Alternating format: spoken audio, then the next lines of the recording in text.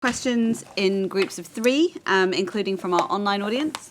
And if you could say your name and your organisation and your question as briefly and concisely as possible, that'd be great. Thank you. Lady here. My name's Jenny. Thank you. My name's Jenny Mitchell. I'm a writer. Thank you very much for your contributions. I wanted, and I might have been getting this wrong, but I seem to be hearing at the end there was almost a kind of idea that women have to take care of how men feel about globalization and about being disenfranchised. But also, can the backlash be seen as the sort of final violence of a white patriarchy that's actually losing its power? Great question. Thank you very much. Lady over here. Hi, my name's Nicola Harford from iMedia, and I work predominantly in media and communications for development. So I wanted to ask the panel, to what extent do they think that the media, sort of both local and international, is sort of helping to shape or even drive the backlash, and to what extent can it be an ally in fighting against that backlash? Yeah. One more. Lady here at the front. Thanks. Thank you, Vernon. Véronique Aubert from Save the Children. A little bit along this line, do you have example where actually education institution have clearly demonstrate having an impact against backlash and can be one of the actors to engage more systematically in the transactions Marianne was talking about? Okay, yeah, that's good. So, Marianne, maybe you want to respond to that one? Yes, Yeah. I think that's a great question. One of the things I find also very problematic is that we're not thinking about system leadership. Not only we're not thinking about that, but at the same time, the transaction is very biased. And so, let's say organizations who've been working in education for the last 5-10 years. The media is actually not even talking about them, or few of organizations talk about this organization. And I think sometimes we're not doing good service to the people on the ground, in Africa or in Afghanistan or all these places. And so sometimes I think that we just show what we want people to see, and this is very bad. And I think moving forward in the next 5-10 years, I don't know how the media will do this. And I think if you see Donald Trump, the reason why Donald Trump is actually manipulating us is because he knows every time he says something, people go and jump. And I think this is what happened when something is happening good in Africa or in Asia, the media don't show that. And I think and they only show what the people want to see. And I do this, and I write for many organizations sometimes, and I see that why are you not talking about this kind of thing? Why are you actually not writing about it? And I think this is maybe the editor's role or whoever is doing this. But I think the systematic leadership also in the media, we need to work on that and avoid the bias of this is why the backlash happens, because we're not demonstrating what's happening on the ground. And I think that my advice is to the media, let's work with the people on the ground, the practitioners. We need to start counting what's happening, but at the same time, evidence-based information rather than just fake news or what we want people to see. Does anyone else on the panel have a response to that? Charlotte, yeah. Yeah. Oh, we haven't got any sound. Oh, yeah, we've got you now, I think. Can you have me now? Yeah, we can hear you. Thank you. I want to respond to the first question in particular because, yes, I didn't use that language, but I do think this is a backlash of the primal white patriarchy. I hope it's the final backlash, but I don't think we know that yet. And I think there are really critical questions. If we do see this as a sort of backlash of a white world patriarchy losing its power, that doesn't necessarily mean that the most positive thing will emerge. It does mean that certain powers that have been controlling the white patriarchy, as you said, are losing their power, but the equally important question is what comes next. And so I think that this issue of men, I struggle with exactly your thing, to what degree women have to take care of men. I think about it politically. There is a strong emotional component to the kind of cultural change that seeking to end white patriarchy brings. And I think we have to speak to that emotional displacement and that factor, not because we have to take care of men, but because we want at least most men to see that they have a positive stake in a different future. We want them to see politically that this is a better future. And people who have had power, whether that's around race or around sex, don't give up power easily. None of us do. We have to be convinced that we are engaging in seeing something better for all of us emerging. And so to that extent, I see the issue of men and boys, and just to take the example that Irene gave, I was very worried about some of the strategies we had where we were going to the chiefs of villages, male chiefs, and getting them to speak out in favor of issues women cared about if we were reinforcing their power. But if the women of the village go to such a person and they change those power dynamics, I think it's a different strategy. So the question is not just taking care of men, but how do we get at least a significant number of men and boys who also want a different future for whatever reasons, and that's why the political alliances, I think, are so important, where people can really have an emotional investment in this instead of turning back, as all the various forms of fundamentalism and nationalism do, to an imagined ideal future where they were better off, which is usually an imaginary, imagined past where they were better off, which is usually imaginary, but is what we know the backlash forces use with that. So to me, it is a political task to address that emotional displacement and not just an individual taking care of men, because we are engaged in, if it succeeds, a really major shift that is going on in world power. Great. I think Irene wants to chime in and add something. I just wanted to sort of nuance the notion of white male patriarchy. I don't think the Boko Haram are white. I don't think the ISIS are white. And if we have seen the most atrocious, the most horrendous forms of violence against women and girls, it has been from groups like that. In this day and age, bringing in medieval practices of sexual slavery, of abduction of girls, of forced marriage, I mean, you name it. We've seen that happen. So I think there is a deeper issue here about crumbling states, of institutions unable to do the job that they're supposed to do to protect their citizens, men and women and men, girls and boys. There are norms that are being challenged and being thrown aside. Those norms were attacked in the name of fighting terrorism, counterterrorism, and now those norms are again under attack by both sides of that debate. And I think we ought to be worried about the erosion of that international legal system that has been very, very carefully been created for more than 100 years, international humanitarian law. All that is going out. And what is going to come into that place is going to be very dangerous. So we have to see this, I think, in a broader issue than just men versus women. I'm sorry to say that is not just a simple issue, which I think sometimes we women tend to see it as black and white, is heavily nuanced because there are cultural dimensions there. So that's something that I think we need to keep in mind is institutions. How do we build inclusive, responsive institutions?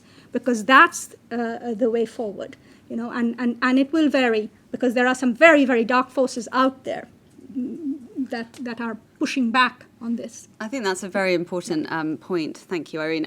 Greta, would you be able to pick up on the question about the media, which I think is very interesting, and to what extent is the media driving this backlash, and to what extent can they be an ally? I hesitate to use the word fake news because personally as a journalist I'm so fed up with it, but you know, it's important to touch upon what role, you know, news from the right and news from the left is sort of playing in this debate. Sure. Well, you know, I think the media, it's always challenging because I think Miriam was pointing this out, that a lot of what drives media, the stories are what's being consumed. And, you know, many media channels are actually businesses. So they're going to put out and continue to highlight stories that people are watching. So it is a lot on what is our role. But I'd also highlight that, in doing a lot of work and research on what women's role is in the media, is that I forget the exact statistics, but I want to say something around 7% of op-eds that are produced are actually written by women. Yet 7% are actually submitted by women. So women aren't sharing their stories and they aren't putting it forward, and therefore it's directly reflected in the media.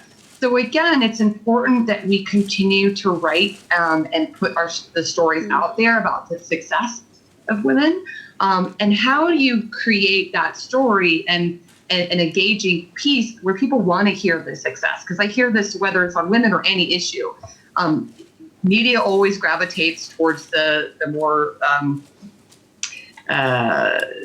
the terrifying story or whatnot. So I think the piece is hard, but how do you bring them into different conversations that really look at an engaging story would be my answer on that piece.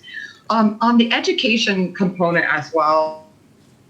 Oh, I think we've mentioned or said that we're putting this more on women. I think it's really about men.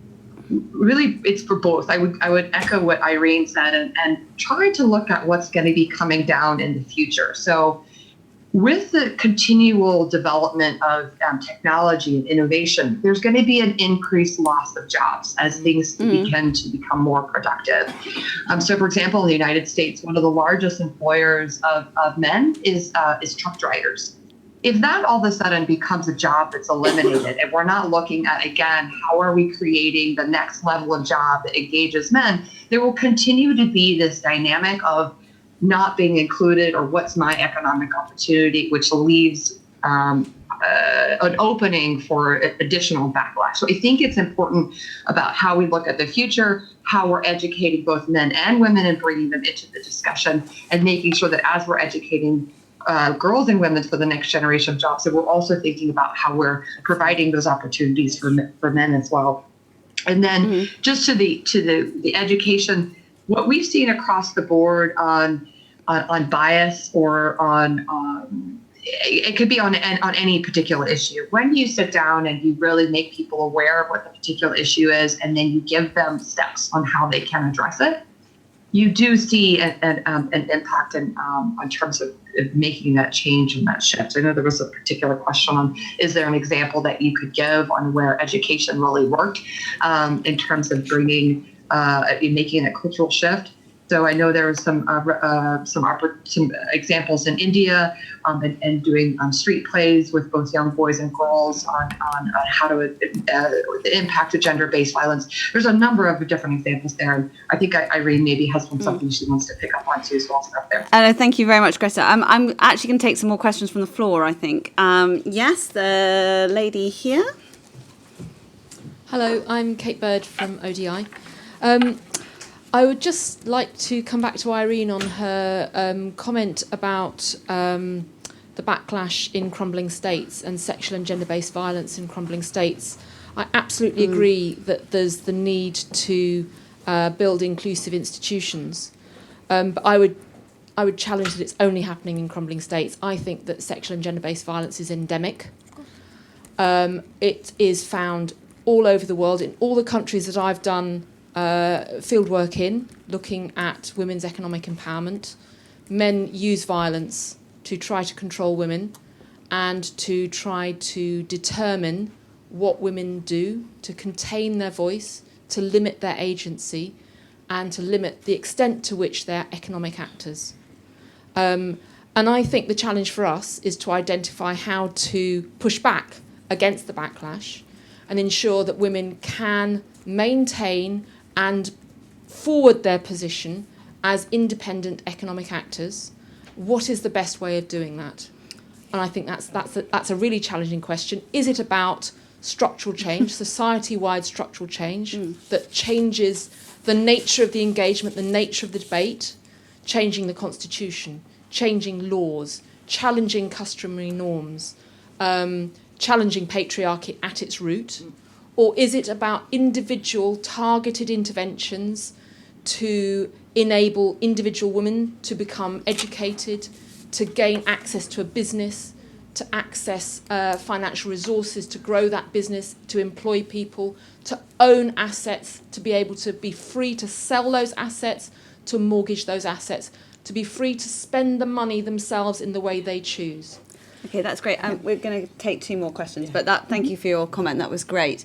There's a gentleman at the back in a hat, a very nice hat. I'd like to thank the panel for such an enlightening talk. And also I'd like to thank the Socialist Party for creating International Women's Day to begin with, which I think is a very important point. I didn't get your name, sir. Sorry. My name's Dust. Dust. Okay, great. Yeah, cool. Thank you. We live in a world which is owned by the church and capitalism. And I think that if we really want gender equality and human rights, then this subject must be brought up and tackled. For example, the Queen Elizabeth is one of the richest people in the world and has never pushed women's rights or equal rights across the land that she owns across this world.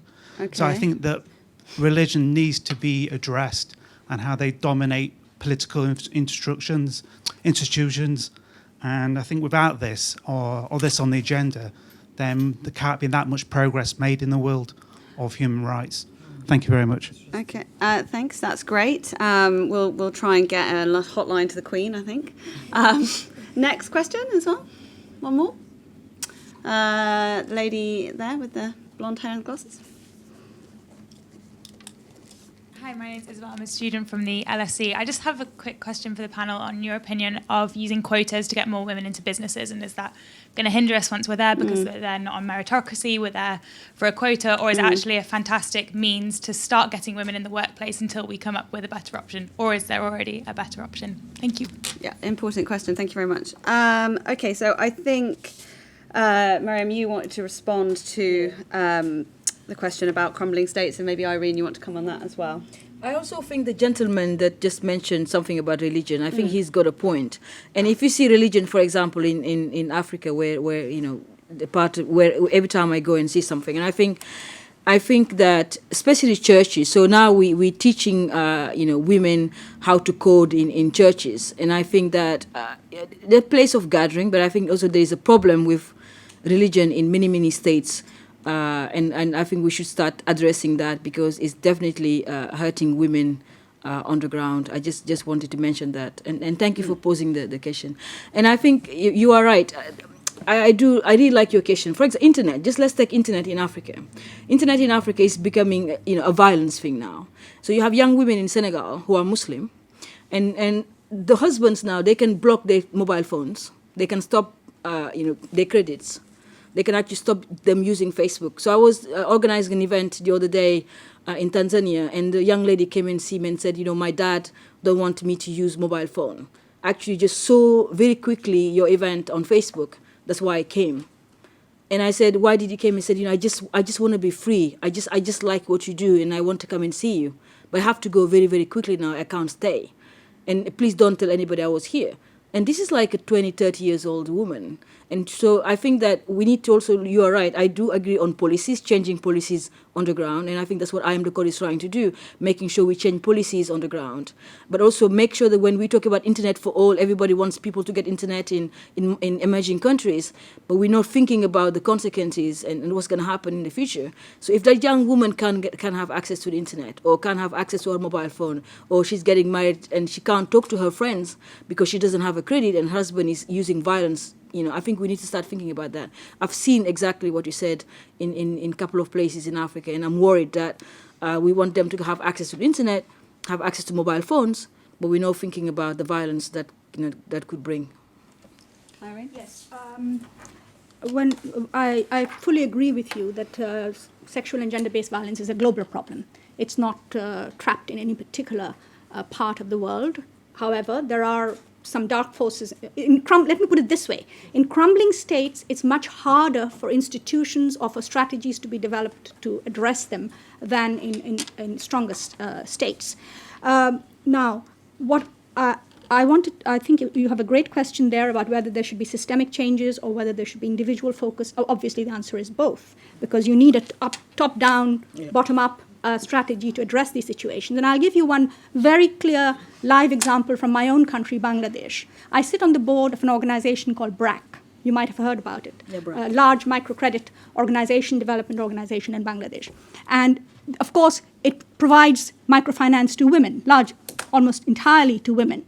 And when they recently did an evaluation, they found that what was happening is that women were earning money, they were increasing their income, but because the laws in Bangladesh are still Islamic laws for Muslim women, the inheritance laws have not been changed.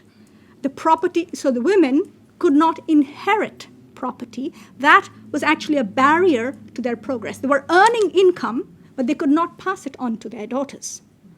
So you needed the individual improvement and the institutional or systemic changes have to go hand in hand, because at one point, individuals can only progress so far if they are not in an enabling environment created by law and society and the state. So that's I think a major barrier when it comes to women, and that's why I started with laws and institutions as well as empowerment. You need to have all the pieces of a puzzle together, and that's the challenge in dealing with change, as you know. In terms of religion, yes, and I think there again it's a global problem. The Catholic Church, for example, holding back progress in some countries, in the Philippines, for example. We know that the law on reproductive health was blocked by the Catholic Church for ages. And it is this president who has certain rather unsavory policies as well, actually unblocked the implementation of that law now in the Philippines. So there is the Catholic Church. But we have seen the same thing happen in many countries in the name of Islam, where women's rights have been curtailed. And the argument that I always use is that when it comes, many countries that are Muslim majority countries applying the Sharia law will always say, well, we can't address these issues or improve the rights of women because the Sharia law does not allow it. Yet those same governments never say that the Sharia law, which forbids, as you know, interest on financial loans, they never say we can't participate in the international financial system because of Sharia. So you can see there how patriarchy comes in together with religion and other factors to block women's progress. I think it's the fusion of religion and politics. It's sort of the manipulation of religion by political forces to then achieve a more conservative society in that way. Just going to Charlotte and then to Greta. We're running short of time, sadly. But I think I'd really like to hear from you both specifically on quotas, on the question of quotas. I mean, it's something that we think about, in every sector. Should they be unilaterally imposed by government legislation? Should it be sector specific? Should they be voluntary, as it is in the UK? We've had a 25% quota for women on boards, which has meant that women have ended up in non-executive roles, and it's all become quite tokenistic, but it's still done some, better having that than nothing. So I'd be really interested to get your thoughts on that. I actually want to start on the religion and culture question and pick up where you just left out. I think if you really look at most of the fundamentalist religious movements, they are really political movements using religion. And I think that's a much better way to talk about this question, which is how political movements use religion in the name of their own ideologies. And I think this is true with Catholic, it's true with the Hindu. In India, it's true, across all the religions, we have moments of political use of religion. And it's helpful for me to think about the fact that religions are also rooted in a patriarchal cultural moment in most cases. So many of the things that we call religious are really just the culture at the moment that religion evolved. And so for me, I think there's two issues here. One is how we separate religion as a thing in itself from its political manipulation. And the second is the movement of women and men within every religion to reinterpret from a feminist perspective what those religions mean. And I think it's a both and. I know some people argue whether it should be secular separation in church and state, which I think is important, but it's also about how those religions are also being reinterpreted and the movement from within and the separation of the cultural moment of a religion from its political use. So I will just end and let Greta take the question of quotas. I just want to say one thing about quotas, which is we have an anathema to quotas in the US, which I think is ridiculous, because if they look at the facts from the Interparliamentary Union and others, where women have advanced politically in almost all parts of the world, there is some form of affirmative action or quotas or measures. And I think it is important to break the resistance to that we think that somehow thousands of years of socialization shouldn't be countered by a little bit of thinking about how to make measures to bring people who have been excluded, women and other groups for so long, into the political systems. But the really important question is how you work with the women who are in there for the kind of changes you want to make. It's not just putting numbers of women there.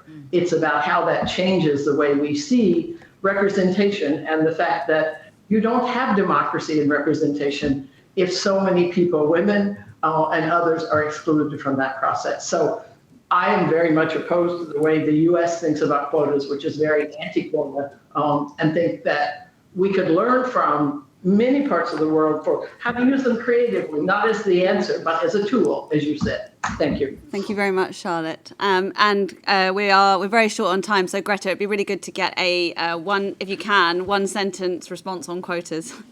Okay.